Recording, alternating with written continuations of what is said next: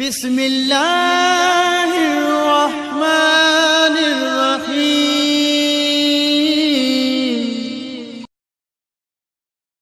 من الشیطان الرجیم بسم اللہ الرحمن الرحیم الحمدللہ رب العالمین والصلاة والسلام علی رسولہ الکریم وعلی آل بیت طیبین الطاہرین ولعنۃ اللہ علی اعدائہم اجمعین. اما بعد محترم ناظرین کرام، روزے کے جسمانی فوائد کے حوالے سے آج ہماری تیسری اور آخری نشست ہے. آج کی گفتگو کا آغاز ہم ایک اہم سوال سے کرتے ہیں، وہ یہ کہ کیا روزے سے معدے میں زخم پیدا ہوتا ہے؟ ایک غلط پروپیگنڈا اور اسلام کے خلاف جو دشمن جو سازش کرتے ہیں، ان سازشوں میں سے ایک یہ بھی ہے کہ روزے سے انسان کے معدے میں زخم پیدا ہوتا ہے.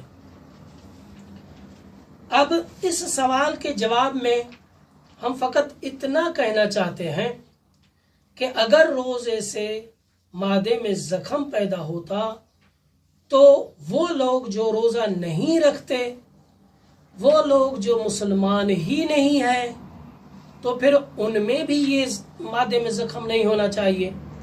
جبکہ تحقیق یہ بتا رہی ہے کہ جن کے معدے میں زخم ہے وہ مسلمانوں سے زیادہ لوگ ہیں، ان کی تعداد مسلمانوں سے بھی زیادہ ہے. اگر یہ بیماری فقط مسلمانوں میں ہی ہوتی تو پھر آپ کہہ سکتے تھے کہ روزے سے مثلا یہ زخم پیدا ہوتا ہے، لیکن ایسا ہرگز نہیں ہے. روزے سے انسان صحت مند رہتا ہے، کوئی زخم پیدا نہیں ہوتا. اور دوسری بات، اگر روزے سے معدے میں زخم پیدا ہوتا تو صدیوں سے جو مسلمان روزہ رکھ رہے ہیں تو اس سے تو پھر یہ مرض جو ہے موروثی بن جاتا، نسل در نسل منتقل ہوتا رہتا. لیکن ایسا ہرگز نہیں ہے. یہ ایک سازش ہے، ایک پروپیگنڈا ہے مسلمانوں کے خلاف جو انجام دیتے ہیں، اور جو کم عقیدہ مسلمان ہیں وہ بیچارے ان سازشوں کے ذریعے جو ہے وہ اسلام سے دور ہونا شروع ہو جاتے ہیں.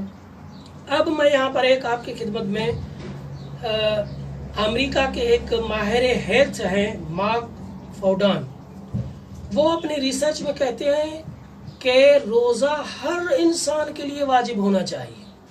اب یہ ایک انگریز ہے، وہ اپنی ریسرچ میں بتا رہا ہے کہ روزہ ہر انسان کے لیے واجب ہونا چاہیے.